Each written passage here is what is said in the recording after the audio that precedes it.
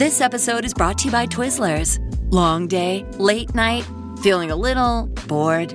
Twizzlers is the ultimate sidekick for any moment of the day, no matter what kind of day you're having. The perfect level of sweet and a fun excuse to sit back and relax. Unwind with Twizzlers. To buy now, visit Hersheyland.com/Twizzlers. Hello, I'm Alison Larkin, writer, comedian, narrator, and host of the Jane Austen podcast. Join me as we embark on a journey through Austen's timeless stories, starting with Pride and Prejudice. The Jane Austen podcast with Alison Larkin is available wherever you listen to podcasts.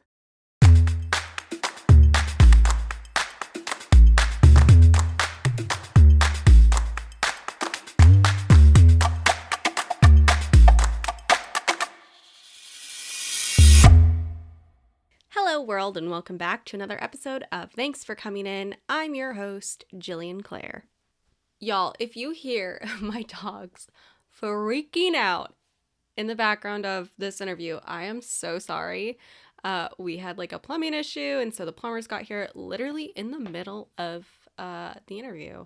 So that was annoying. But hopefully most of the noise has been canceled out and you don't hear them at all, because let me tell you, Husky plus Malamute plus German Shepherd, very loud. It is very loud. Hey, so before we get into this week's episode, well, I guess we're already in it. Okay, before we get into this week's interview, wanted to let y'all know I will be pre-recording the rest of July episodes as I will be on set. So just so you know that, I know it doesn't make much of a difference to y'all because you tune in to hear the fun stories, but just want to let you know, if, something happens in the world and I don't touch on it, it's because these were all recorded by like July 8th. So there's that. And let's see, let's just do this thing, shall we? Let's get into it. Today on the show, we have Sean Kanan. You may remember him from Karate Kid Part 3, The Bold and the Beautiful, or maybe you've seen his show Studio City, which won an Emmy last year. We have a great conversation. I've known Sean for many years, and it was awesome having him on the show. So here's our conversation. And welcome to the show, Mr. Sean Kanan. Hi, Jillian. It's good to be here. It's good to have you on here. I feel like I have known you for a very long time, and we run in the same circles, but we've never had a chance to sit down and talk about life. I was thinking about that too. And that's one of the really nice things about getting to do some of these interviews, podcasts with people that I know but haven't had a chance to really kind of have a good heart to heart with. So I was looking forward to this, despite my previous technical problems. Technical problems. Listen, there's always a technical problem. I feel like even, I'm 2 years into this and there's still sometimes there's still issues and I don't understand it. I just pray to the Mercury retrograde gods that that it all works. Right. I hear you. So before we get into, kind of what you've been working on recently and all of this fantastic stuff that you've been producing yourself, I'd love to take you back and ask you, what was that first moment that you remember of you saying, you know what, I think I'm going to try acting? I think it probably started to crystallize when I was about 15, 16 years old.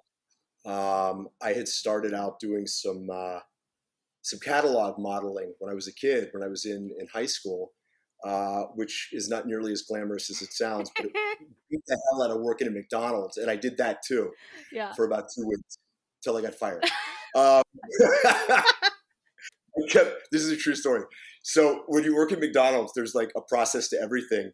And I kept forgetting to put the top of the McRib sandwich on. So they would send these McRib sandwiches out and it would be the bottom. So my illustrious career in the food services industry was short-lived. You were low carb before it was a trend. That's right. I was trying to do my part. But I remember I was a kid and I used to, go to comedy clubs, and I wasn't a theater nerd, although I did do some plays. But once I got to college and I started my political science degree at Boston University, I began taking a couple acting classes as electives. And I was like, okay, this is what I want to do. And I quickly decided as I was finishing my second year at Boston University that I was going to try and transfer to UCLA. Because I knew I either had to go to New York or I had to go to LA, and I figured it was better to be broke where the sun was shining. And so I wanted to finish my poli-sci degree at UCLA, and that allowed me to really, embark upon my acting career in earnest. That is so funny. I am currently back in college because I never got to like finish college because I've been acting my whole life. So I'm in school now, and my degree is political science. So Really? yeah, there we go. So you can either get people really angry at Thanksgiving dinner, or you could become a political science professor. Exactly. Just something on the side. That's amazing. So What I else? was just going to say, sometimes I vacillate between, do I wish I had, if I could have gotten in, done something like gone to Juilliard or Carnegie Mellon or something like that and gotten an MFA or something like that. But, it's funny. There have been ways in my career where having a different concentration of knowledge other than, what we consider to be what you need to know about acting has helped me as an actor. And it just goes to show you that I think anything that you learn can make you a stronger actor, whether it's, a foreign language or something like that. So I don't regret it. No, I mean, the thing is that as actors, our number one job is to learn and be learners. And so if you only have this education based in one field, how are you going to adapt to different characters if you don't have a different life experience outside of just acting? Okay. That's why I think it's so important for actors to, to read, to watch documentaries about things, to study foreign languages, and especially to travel. And like take weird classes and things that you wouldn't normally do. Just if your community center is doing like a pottery class, go do it. Why not? Who knows? You might have an audition in like 2 months and it's like, we need somebody who has slammed some clay down before. Exactly. I'm sure Patrick Swayze said that after he did Ghost. He was like, I'm so glad I took that killing class. One pottery class. So you moved to LA. You finish out your poli-sci degree. How do you make this transition into acting? What was that like for you?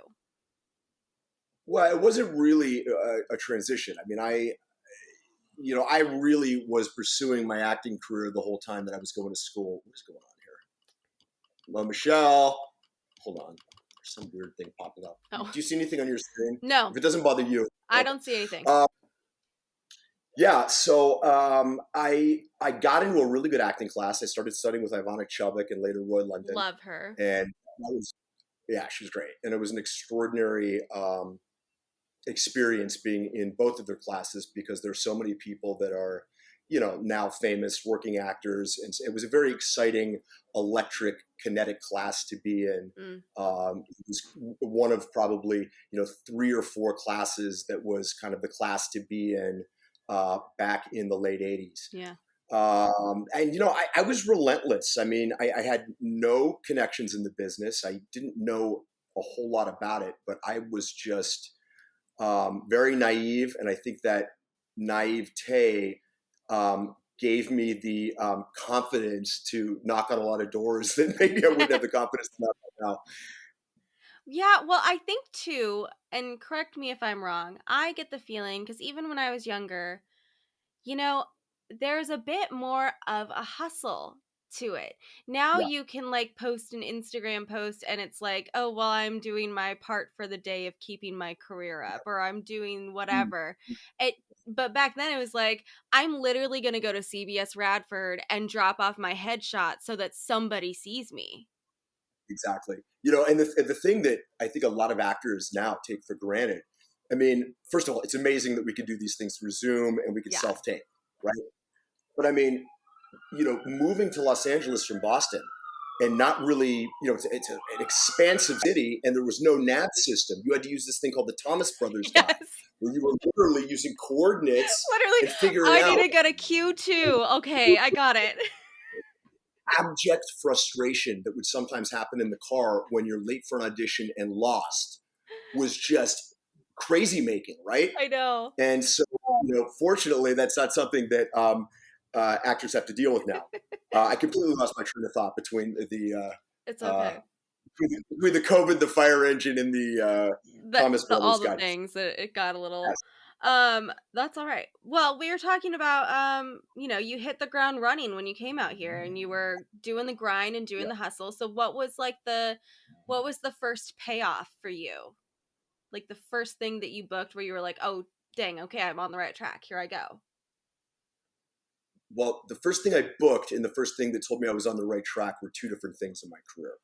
Mm. I had been working as a food runner at a very kind of hip Melrose Avenue restaurant. I wasn't even good enough to be a waiter. I was a food runner. I was like the gopher for the waiter. And it was really just miserable. And I ultimately, once again, my foray into the food service industry did not work out with all the Yeah. hope and promise that I had. Yeah.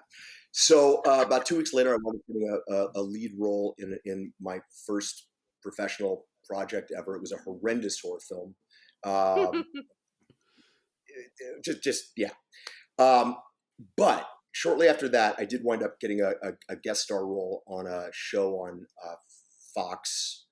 What was it called then? It was called, I think it was called Fox Television. Hmm. It was called Werewolf.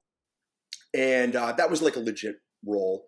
And that was what was telling me, okay, I'm at least moving in the right direction. Mm-hmm. Gosh, I don't know. I would say less than a year later, I got Karate Kid 3, and at that point, everything really began to change for me. Right. So what was that like? I mean, you're joining a franchise that is already so popular and so beloved.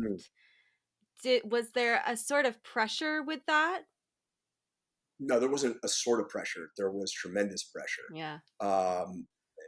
First of all, I got it from an open call, and Wow.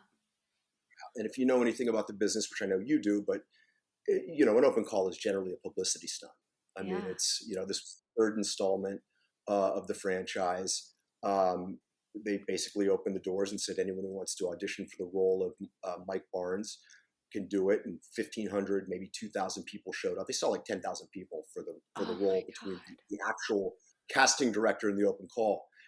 And so I get the role, and I mean, I've said this in many interviews. I was a guy that bought a ticket to see the Karate Kid and the Karate Kid 2, just a few years before, and now here I am. Now I'm the guy filming with Mr. Miyagi and with Daniel San, and I had to very quickly get over that pinch me moment and realize that there was a job to do. And I was very much an unproven commodity, so the producers were really, really on me. They were very strict. It was a very hard film to make because of all the physicality, the choreography that we had to learn. Not to mention that it was my first big project, a studio film, and there's a Right. completely different vernacular that's used on a film set. And so Yeah. I was constantly hearing words I didn't understand. I had no concept of Wow.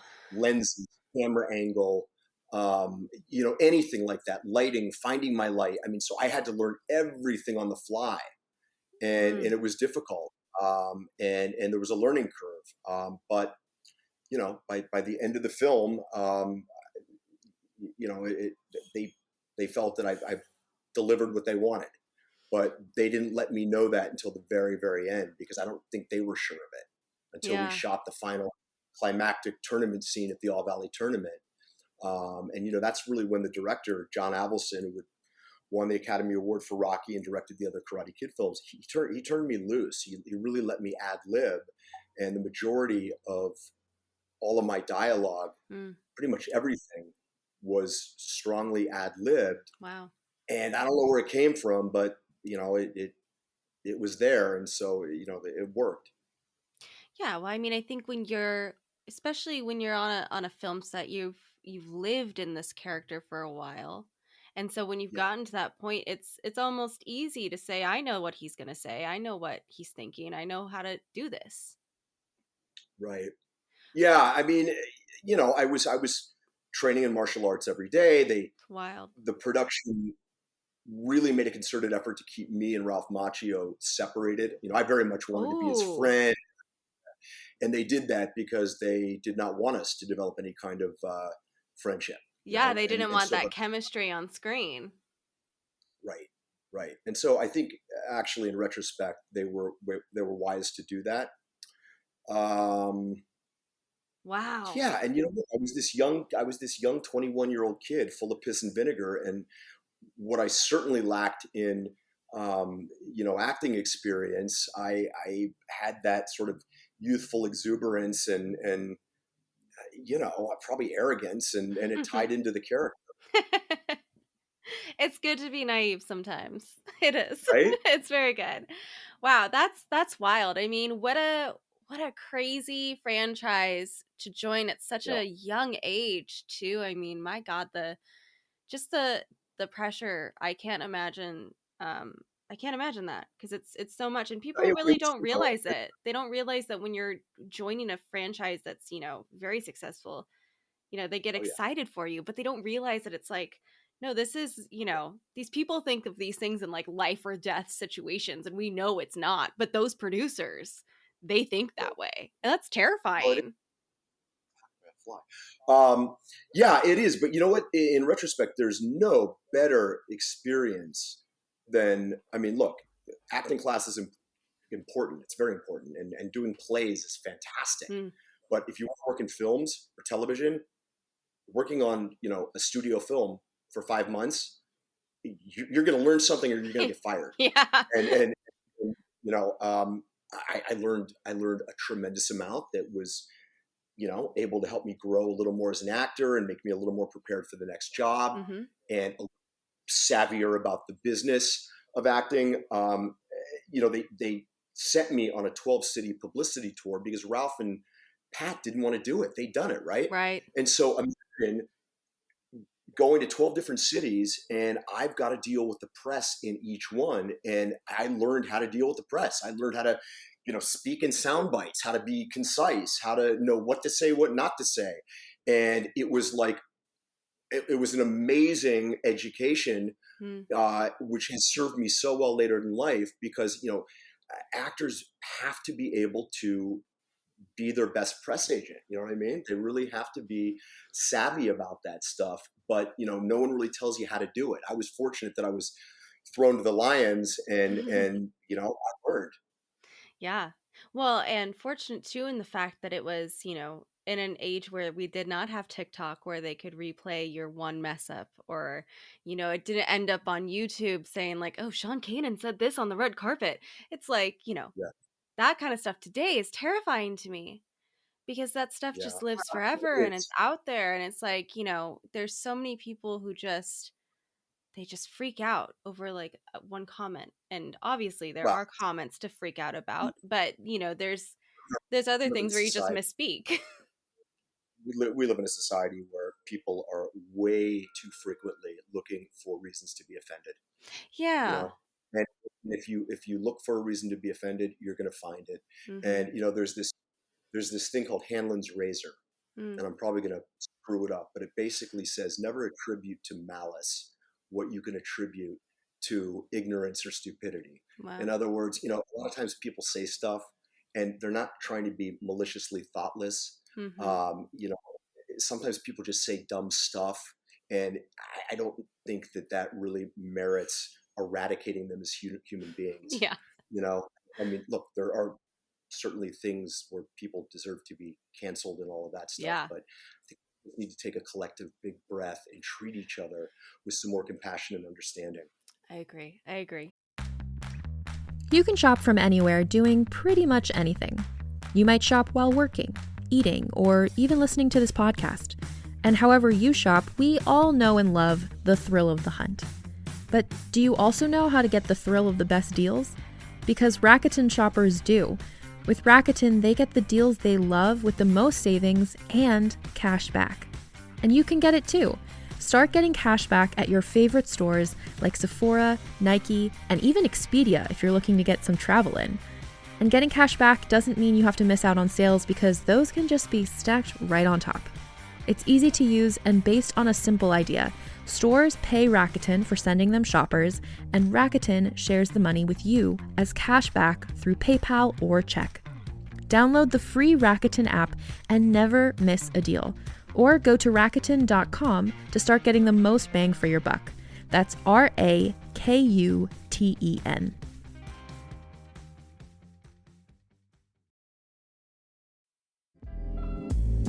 This episode is brought to you by Twizzlers.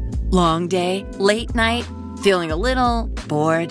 Twizzlers is the ultimate sidekick for any moment of the day, no matter what kind of day you're having. The perfect level of sweet and a fun excuse to sit back and relax. Unwind with Twizzlers. To buy now, visit Hersheyland.com/Twizzlers. So back to your journey. So you do Karate Kid Part 3 and you do this press tour, and then what happens immediately after? Does something happen immediately after, or do you go back auditioning? No, I had to go back auditioning, but I then from there was hired by Francis Ford Coppola to do The Outsiders. That was the hottest series in town. Everybody wanted to be a part of it. It was based on the novel by S.E. Hinton, which I grew up reading. And ironically, Ralph Macchio starred in the film, The Outsiders, with Tom Cruise and Patrick Swayze and, all those amazing guys. And I got the role of the leader of the Socias, which was the rich kids gang. Fun. And again, very surreal. Like I was on my couch reading this when I was a kid. It was sort of after the Catcher in the Rye phase, and I got a little older, became the S.E. Hinton phase. I did that. And then I wound up doing a television movie, which was produced by Oliver Stone. Wow. And then the phone kind of stopped ringing. And I realized that I was getting these roles, as I said, kind of youthful good looks, exuberance, force of personality, all that stuff. But if I was really going to make that leap to the next level, I had to go back and I had to really, further my education and ability as an actor. And so I decided to do a play. And I did a play. That is so key. Every single one of my acting teachers has always said, if you feel lost as an actor, go do a play. Yep, they're absolutely right. I did a play called Irish Coffee, which was a hit in New York. They brought the play out to LA, and I not only took on a play, but I took on a play where I had to do an English accent. And it was really challenging, and it was the best thing I could have done. And a little while later, I booked other jobs, booked more TV jobs, and then I got a call to go screen test for General Hospital. They were looking for a guy to play Steve Burton's brother on General Hospital, and Steve and I were good friends, and when we were younger, just had a striking resemblance. I mean, it was really, those were in my crazy years. And so Steve would walk into a bar or something and they would be like, "Get the hell out." And he'd be like, Kanan, they think I'm shy. It was me. I'd been there the weekend before and probably, misbehaving terribly. Yeah. So that was kind of funny. Then so I screen tested for that, and I got the role. So that's what started my career in daytime television in 1992. I started doing soap operas, and I have left and come back more times than I can count. I've done films, I've done lots of other stuff, but I've always come back to daytime, which has been wonderful to me. I also started formulating plans to get into producing, and I think it was in about 2000.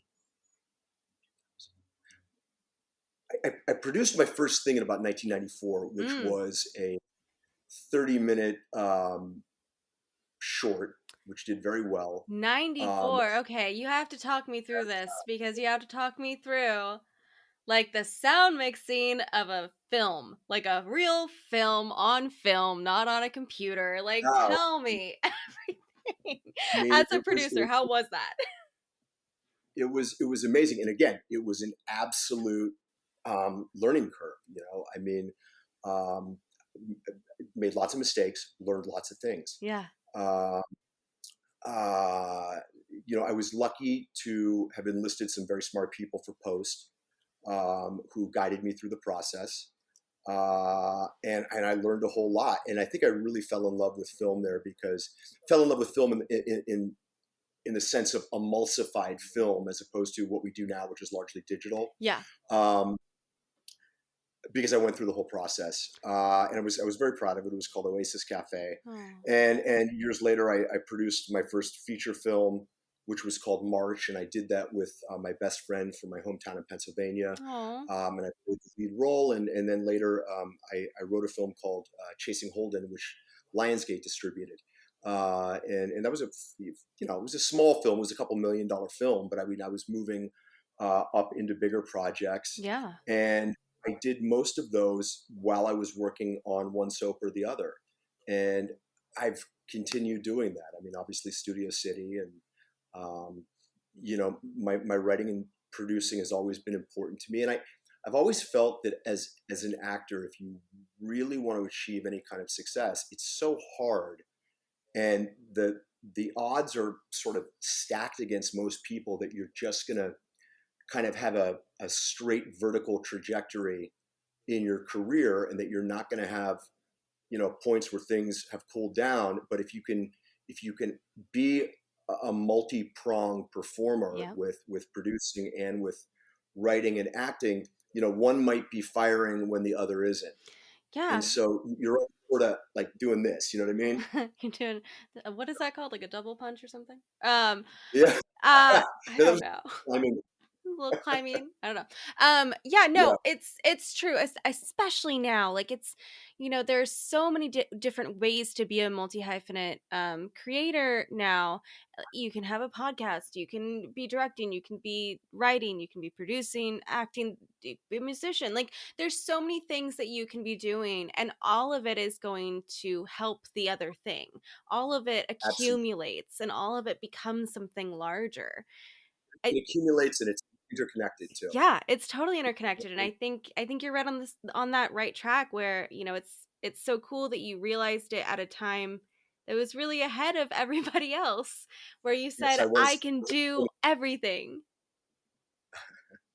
Um, I sometimes I joke that I don't know that I ever would have done everything if, look, if I was being offered one film after the other, I probably wouldn't do everything. But then again, I would. I mean, I would. I know I Yeah. would segue into directing and produce. So that's not true. I think it's just sort of that's in my DNA. Mm-hmm. I've got a very sort of industrious and inquisitive part of my personality that likes to try new things, and yeah. I So also suffer from that. It is a rough life. it is something you suffer from sometimes, Yes. with intermittent flashes of reward, I guess. Yeah. And yeah, but Um, that's I great. can't stay still. I feel that. I started this podcast during, the first Be still. lockdown because I could not stay still.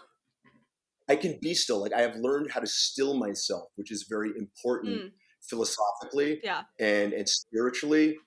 But when I'm in the creative mode, I really like to just keep moving and doing, and it doesn't matter what I'm doing. I mean, I've got Mm-hmm. all sorts of different outlets, and with Michelle, my wife, who's my creative partner, she's so creative and got so much stuff going on that we're sometimes like two little atoms bouncing off the walls together. Well, I'm the atom bouncing off the wall. She's the one that's like focusing it into a laser. So it works out to be a really good relationship that way. That's amazing. So on this show, we like to share audition stories. That can be Oh, like sad ones, bad ones, funny ones. Do you have one that you'd like to share with the listeners? huh. I have one, but I'm hesitating to tell it and trying to find something that's more benign. Um, Screw it, I'll tell it. So for the first horror film that I did, Hey! it got down to me and one other guy, and they asked us both to come into a conference room, and there were men and women there, and they told us to take all our clothes off. And I was like, we looked at each other, and they said we have to check for tattoos, and I was like, check for tattoos. I didn't know any better. I took my clothes off. I didn't know any better. And in retrospect, it was so humiliating. It wasn't at the time. Oh my Really. It God. just felt weird. And so years later, I was producing a film called Hack, and we had to see an actress's breasts because she was going to do a topless scene. And I said, okay, I'm leaving the room. And I said, anyone else obviously is leaving the room. I want one woman to stay here, and I wanted to make sure she felt comfortable. And I was, I saw that as my opportunity to never ever make somebody feel the way that I felt during that experience. And it kind of really stayed with me, and I didn't really start thinking about it a lot till the whole Me Too thing. And I mean, on what planet would that ever happen again? I mean, it just wouldn't, right? Uh, I mean, if you had to do a screen test No, not for a love now. scene for some reason, you certainly would wear underwear. It was just bizarre, and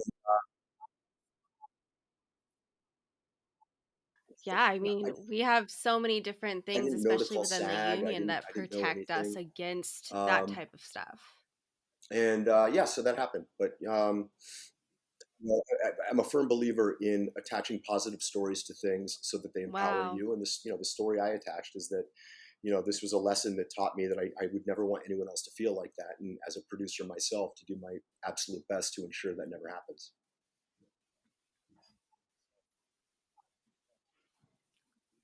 And that's, I mean, yeah, that's huge, and that's a great thing that you've done, and you've put into your own work and how you deal with actors. It's very easy to be taken advantage Sure. of as an actor, especially when you're young and you're Yeah, new and you you're don't know so what's eager, right. and you're You don't know so what you're want supposed to be looking approval for. in the form of a job because you spend so much time going out. And I think as a young Mhm. actor, I didn't know this lesson. It's taken me a very long time that you have to learn that you can't be attached to the results. You have to stay in the process, and that the results are out of your hands. And so for that reason, Mhm. I get much less attached to auditions. It doesn't mean I don't put 100% into them, and it doesn't mean that I don't want the job, but I'm able to, once I'm done, distance myself, I would say usually about 90%. And if it's something I really, really want, like 70%. But I used to have Mhm. these crushing and Yeah. anguish riddled moments where I didn't get something. And God, I can vividly remember multiple times, literally, just not literally, figuratively, literally, just throwing furniture in my apartment, and just abject, why isn't it Yeah. happening? What am I doing wrong? And of course that was self-defeatist and not helpful. And it took me a long time to learn to take that emotionalism and put it into the audition, not put it into the result of the audition. Yeah. Mhm. Yeah. It's hard though. It's hard. I mean, there's definitely been at least, 3 or 4 in my career that have gutted me so badly that you just like lay in your bed sobbing because there's nothing else you can do. And it's just it's taken me a long time to get here, but I finally looked at, Yeah. this way of life Yes, as my absolutely. job is the You have to audition. look at it If that I way. book it, You that's the really do. You got to bonus. stay in the process, That's stay the out of the bonus. results, find something positive that happened. Did Yeah. somebody that wasn't previously familiar with your work get to see it? Did you get to prepare for a role that was a little outside of your wheelhouse? Do a self-diagnose. Mhm. What did I Yep, learn from this person? What did I have to completely. learn to be this person? I mean, that's the fun of it. Um, well, I've Absolutely. had such a That's joy talking to you. I feel like we could talk for hours. But before we wrap this up, I just want to quickly tell everybody that they need to watch Studio City. You guys won an Yeah, we're Emmy in contention last for the year. prime time You're category, you're in which contention is for very some more. exciting. And yeah, please, Studio Amazing. City is been a labor of love. It's got some terrific actors, Kristen Rogers and Carolyn Hennessy and Phil Bruin. I just my lovely stepdaughter Juliet Vega, and please give it a try. Yeah, I've been saying this everywhere. So Amazon was going to get rid of all of its short form content. And so without telling any of the creator producers who have short form content, they slapped a 99-cent fee on every episode. That was completely done unbeknownst to us. And the alternative was they were going to take it all down. So apologies in advance for people having to pay that. If I had my way, I would be giving it away for free. But unfortunately, there is a fee. But look at it as your contribution to the arts.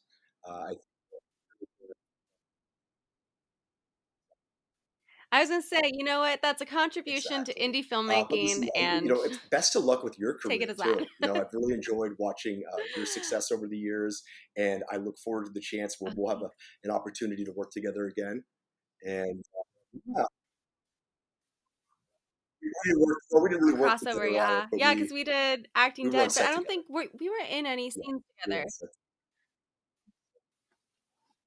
Yeah. Well, thank you so much for coming on the show. I wish you the best of luck this year at the Primetime Emmys, and such a joy. Thanks again to Sean for coming on the show. If you haven't watched Studio City, go check that out on Amazon right this second. It's super fun. And, it's really cool to see somebody who's been in the business for so long and has had such great success out there making his own work and his own vision come true. And that's what I leave you all with today, is go out there and make something that you want to make, because that's what you want to do. It's super fulfilling, and it feels great to just do it. If you're like, Jillian, I can't do that. I don't have the money to pay all the professionals to do all the things. Look, I'm not telling you to go out there and shoot a multi-million-dollar film. But if the person listening to this right now has a short film idea, or, a 5-minute little skit idea, and you have 2 friends, get those 2 friends, make it, and, put it on TikTok, put it on YouTube, whatever, doesn't matter, or keep it for yourself. Just know that you could do it. It's fun. It's great. It's a good release. Anywhoosical, gonna get off my soapbox here. Tune in next week for another episode. If you haven't yet, make sure you're subscribed to the podcast wherever it is that you're listening to it right now, and leave us some love, leave us some reviews, some stars. It really helps. And as always, thanks for coming in.